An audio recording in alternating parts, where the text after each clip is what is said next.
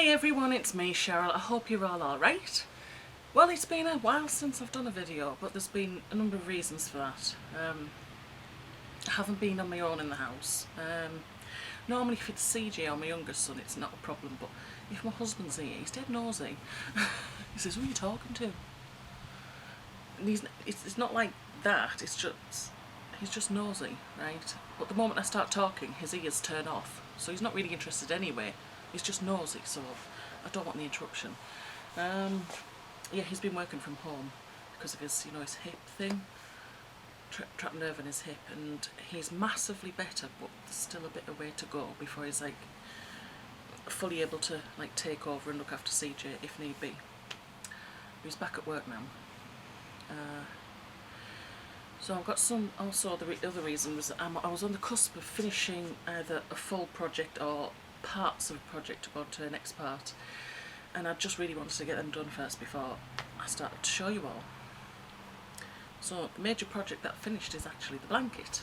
So this is the blanket. I'll put it on this side because I like this side better. I know I'm not going to be able to show you the full blanket, am I? Not in this video anyway, but I did post an image on Instagram. I need to say Instagram, okay? And it's skew if, and I was actually going to straighten it all out and stuff like that, but I thought it's not going anywhere, it's just staying on the sofa. My husband's claimed it, by the way, especially since he wasn't moving around as much. He got cold quite a lot, and he kept saying, oh, you nearly finished with my blanket. Your blanket? Okay. So there it is. And yeah, that's a different colour on there because the plan was to do a reverse single crochet all the way around, and I was working on that, and I was reaching the first corner and I thought, that's not going to go all the way around. I'd be lucky to even reach the second corner, but this is what's actually left of all of it. So I did actually pull that bit out, this reverse single crochet I did, and then I just thought, well, I'll get some same weight yarn and see what I can do with it. So I'll just pick this up, and when it has the label on it, I didn't really think how nice this yarn was, but looking at it, these other colours that are coming through, it's absolutely gorgeous. But what do you do with a single one of them? Might be a big fluffy scarf, loopy and stuff, and I don't know. We'll see. But that's now for my cake box, but it's too big for the cake box. Anyway, so that's edged all the way around there. That's what it looks like that side as well.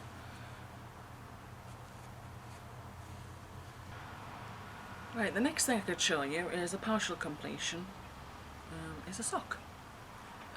Andy's sock, my youngest son's sock. So there it is. And that incorporates the Sweet Tomato Heel by Kat Bawdy, which was really easy to do. I'm not sure whether I should have done 3 wedges though, or 2, because it looks a bit funny here when it's on him. But since I've done that one like that, I've got to do the other one the same. But maybe another pair I would try to and see what happens. But other than that, absolutely fantastic. It's really fun to make that, and I do like the 9-inch needle, the little circular. What I found was that when I started this sock, I whizzed down there so fast in such a short space of time. I was amazed, without any problem with my wrists or anything. Because sometimes if I've been knitting or crocheting for far too long, I feel a lot of heat in here.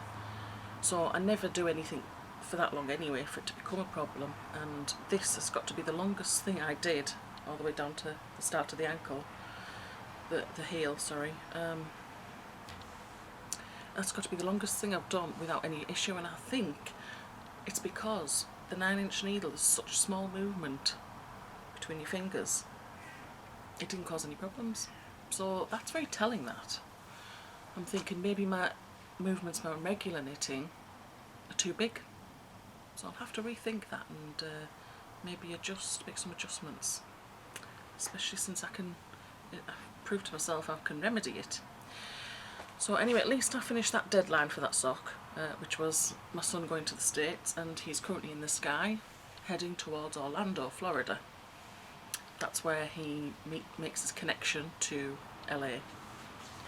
So he should be there. Our time, it will be, he set off at 11 AM from Manchester, and our time he'll be there 8 PM, which is 3 PM Orlando time. I'm sorry, I don't know the specific time zone names. I'd probably say it wrong if I tried.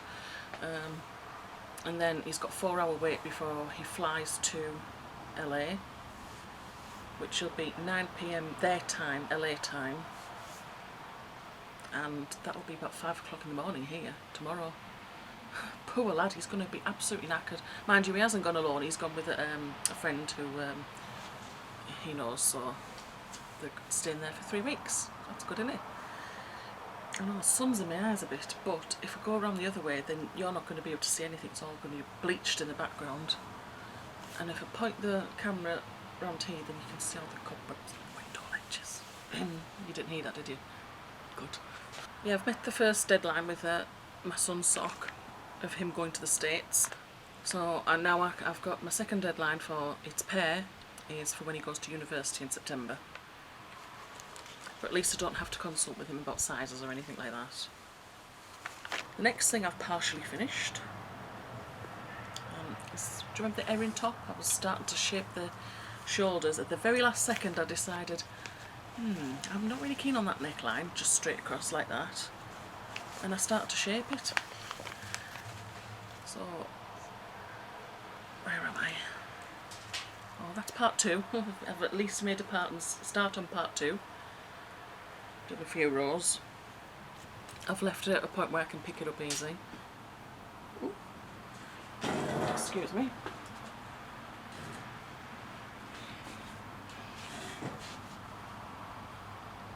I forgot these balls were still attached to it.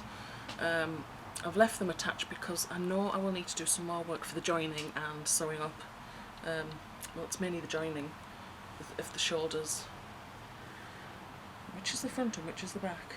Let me have a look, see if I can tell. Oh, hang on a minute. You do a chain and you pick up loops, so this is the front. I was showing you the front. So this is the neck shaping, which hasn't been too bad, has it?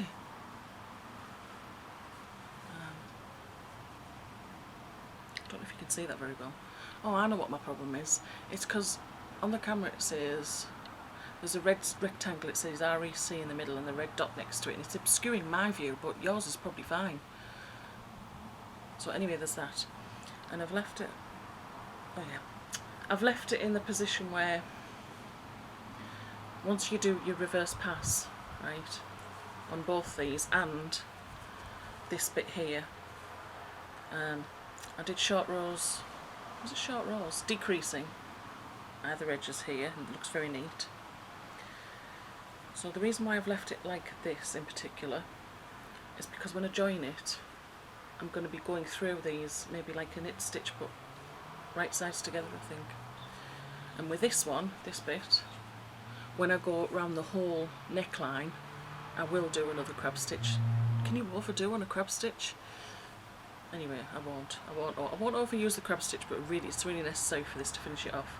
So I'm going to do that here, but I will be going through the loops as if it's a knit stitch. I'll do reverse single crochet and up the edges here, and that will neaten everything off.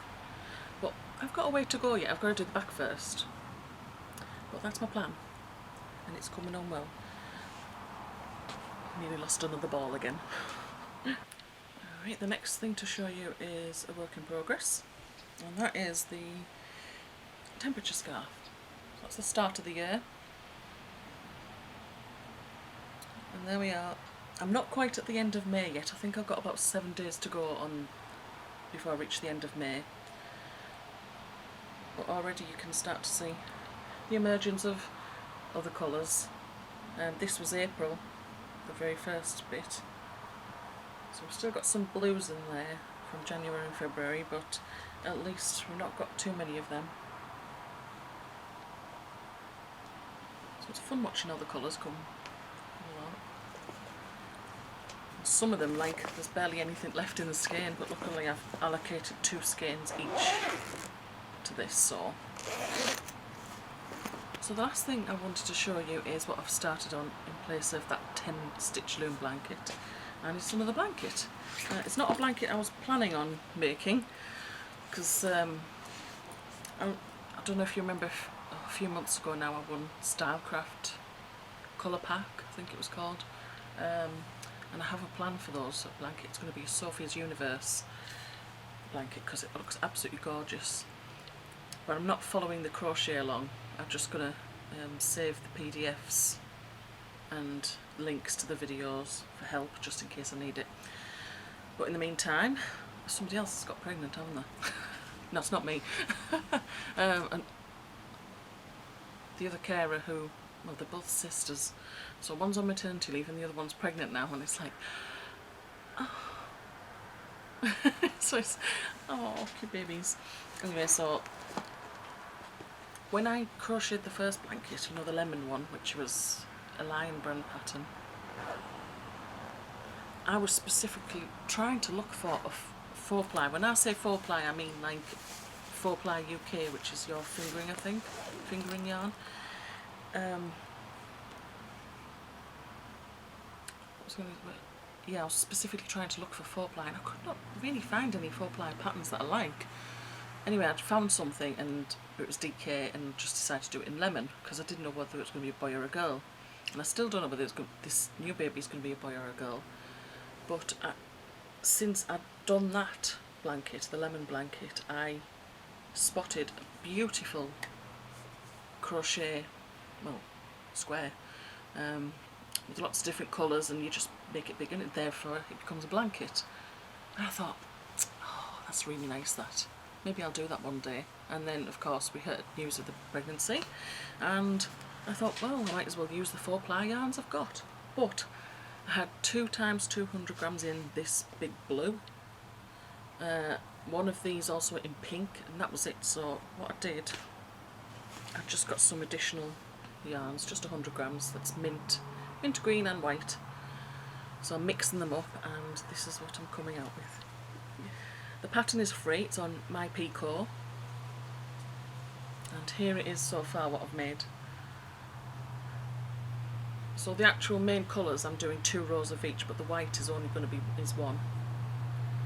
Doesn't that look lovely?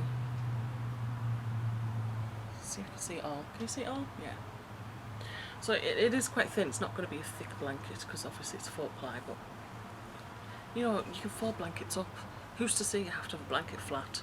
You know, I don't even know how big this is going to get, but I've got this far, and this is still huge. But yeah, it's looking gorgeous. Every time I do a few stitches on it, I'm like, oh, it's so beautiful. Oh, and I think it's just a mixture of the colours. Yeah, I'm really liking that. Yeah, it is. It's absolutely beautiful, if I say so myself. Oh, what a lovely day it is here today. It has been for a while anyway, and sometimes it's grey but it's still very warm, and sometimes it's really bright. It's nice to be in the house on my own and finally go, because last week my younger son was here, now this week he's off, he's in the sky somewhere. And so until CJ comes back from the day centre and my husband comes back from work, then I'm on my own for a bit. It's really nice. Well, I think that's everything. That is everything for now to show you. Yeah, so I think I will just leave it here. I'm going to get a drink because videoing makes me thirsty. Okay, take care everyone. Bye bye.